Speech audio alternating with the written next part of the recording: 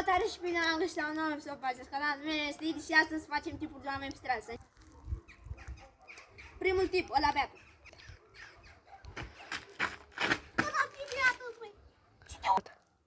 Al doilea tip, ăla fericit.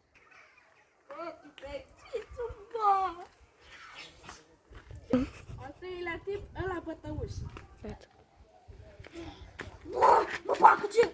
Hai mă, să ne batem! Hai mă, hai mă! Al patrulea tip, ăla săritor. 1.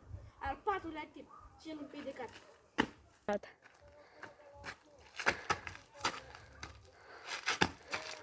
Trebuie nu știu. Al cincilea tip, ăla cărui îi place natura. 1.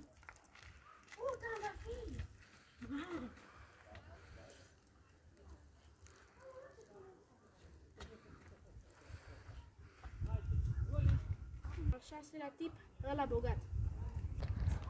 Băi, săracilor, am luat azi banii de la muncă. Uitați de aici, măi, săracilor, luați de aici.